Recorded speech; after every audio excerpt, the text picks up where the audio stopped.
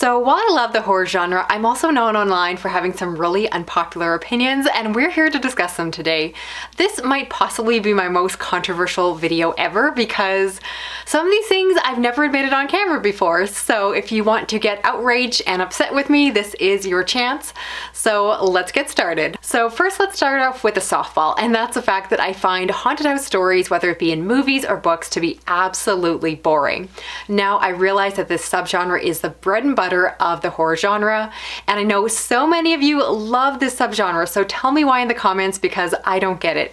Maybe it's because I've always grown up and lived in houses that required renovations, so when I see something breaking down and something just going wrong in a house, all I think about is the cost to replace or fix it. And maybe I've just always lived in haunted houses and so it's just normal to me, but I don't find the concept, the setup to be suspenseful or scary or interesting. All I see is a giant bill and just a lot of time spent trying to fix up an old house, and it just doesn't do it for me. So let me know what you love so much about this genre, because I don't care about it. Next, let's talk about something that has changed. And if you followed me back when I was on the Books in the Freezer podcast, I used to really like horror short stories. I thought they were fantastic, a great way to get a creepy story in a small package. And since then, my opinion has changed, and I now pretty much hate short stories, which is rough as a book reviewer because I get offered short story collections all the time, and I basically always say no. I just don't enjoy the format, if I'm honest. I find it to be too short, and it just doesn't have enough time to create plot or characters or just have the development that I want. I just find them to be very unsatisfying, and if I'm honest, if I'm going to invest time in a story, I just want it to be longer.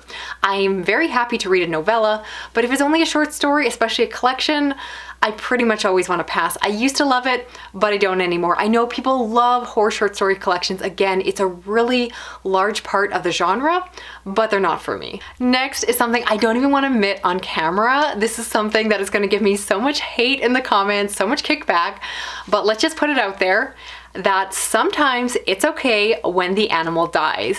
Yes, I know there are so many animal and pet lovers that watch my channel, and I do like your pets, but I do feel like for the sake of a story, sometimes there needs to be consequences, and sometimes the cute little furry animal needs to die in order for the characters in the story to understand that something has gone horribly wrong, and that's just how I feel. But I know a lot of you are going to disagree, and I know the fair counter argument is the fact that it can be argued to be a cheap way to get horror and scares into a book, but I don't actually get angry when authors do that because, again, it's a horror book. Horrible things happen. I know people who get outraged when the dog dies in a book, but then a little baby or child also dies in the book and they don't care. So which one is it? So again, possibly my most controversial opinion, but I don't blink an eye when a dog dies in a book. If it's necessary, if it has to be there, I'm fine with it. Maybe I'm a little terrible, but that's me. And now we have come to the Stephen King part of this video, and that is the fact that I find him to be an overrated author. I appreciate what he has done for the horror genre. I know he has a lot of beloved books and a lot of beloved fans that are watching my video here and trying to throw things at their phones and TV screens, but I don't think he is the best horror author that has ever been there. And in fact, if you actually look at a lot of his modern books, a lot of times he's not actually writing horror. Instead, he's writing character studies, and he's just kind of known as being the horror guy, but that's not the only genre he writes in. And moving off that, I'm going to say something that a lot of you are going to hate, and that's the fact that some of my favorite Stephen King books are his modern ones. I prefer a lot of his modern books over his more classic books. Certainly I love some from each era, but in general, I do tend to connect better with his newer stuff, and I think it's the fact that maybe he's off cocaine and his stories are perhaps a little bit more censored or edited for the modern day considerations of sensitivity. There's just a lot less racial slurs and some other fatphobic language that I don't love that you see in his older stuff. And just overall, in general, I find his new stuff to be enjoyable. I find it to be fun, and maybe it's because I'm experiencing it for the first time and I don't have the nostalgic for some of his older work that people I know read years ago when they were kids, but I didn't start reading him till I was a grown-up adult, and so it is what it is. And jumping off of that, I can't get through a video without talking about It It by Stephen King. And I'm going to just make the point that while I've come to appreciate the book, I actually did a whole vlog rereading this book, and I do acknowledge that there's some great things about it. I actually do like it now. But I'm going to say that if any other author in the modern day put out a scene like the sewer scene, you know what I'm talking about, they would be roasted alive on the internet. So I'm always surprised by the reviewers who are very sensitive to different triggers and content warnings in their reviews, and they will just rip authors apart for, again, killing the dog or things like that. And then they will go on to say that it is their favorite book, and they don't even mention the scene at all and act like it doesn't exist. And I find that so confusing because, again, if that book came out today by a debut author, it would be all over the internet. They would just be, again, roasted alive. So I do feel like there is a bit of discrepancy in how we treat his work versus other authors. And next up, I want to say that horror books are better than horror movies. I do enjoy a good horror movie, but if I'm honest, if you gave me a choice between reading a horror book and watching a movie for 2 hours, I will always choose the book. I just think that horror works so well on the page. It's smart, it's immersive, and I definitely love horror movies. But if you made me choose between the two, I will always choose the books. It's probably why I'm a horror book reviewer rather than a horror movie reviewer. But I would love to know if I'm the only one who feels that way, because I think it's a pretty unpopular opinion. Next is the fact that zombies are better than vampires. And I think that there is a lot of zombie fatigue happening these days where people are really shying away from watching it and reading those kind of stories. But I love them. And it's not exactly that I just love the idea of an undead body, but more so the fact that I really like the stories that are told surrounding zombies, because it often coincides with a breakdown of society, and instead you have to see how people function or society functions without the larger infrastructure in place, with our technology, and it often brings out the worst in humanity. So I really enjoy those elements to it and the situation it creates. However, with vampire stories, even more the classic ones, they still have like a sexualization to them. I find them to be very romanticized, and I just don't find them to be the best ways of reflecting on humanity, which again is what I love so much about zombie stories. So when it comes to vampire stories, obviously I've found favorites over the year. I've done recommendation videos. But if you had to, again, give me a choice between a zombie book and a vampire book, I'm going to choose the zombie one, hands down. Next is the fact that most horror books are not actually scary, particularly the ones that end up on BuzzFeed lists of the scariest books of all time. I have read those books and I find very few of them to be scary. Now, I do want to give the acknowledgement that, of course, scariness and fear is very subjective to the reader, but in my opinion, a lot of times books are really oversold as being scary. From a marketing perspective, it's great if you can get an author to blurb this as the scariest book they've ever read, but in my opinion, very few books actually live up to those descriptions. And for me personally, the books that scare me the most are often the ones that draw their scares from real life and pull from, again, the evils of humanity rather than something supernatural, because I don't necessarily believe in that. And so I really love those books that are more focused on social commentary and reflecting back on how we as people are terrible. So those are definitely my favorites. But for the most part, I read horror because it's smart, because it reflects on society. Not so much because I'm looking for scares, because very rarely does a horror book scare me these days. I have done videos in the past talking about the most disturbing or scariest books, and so I'll try to link that down below and in the cards.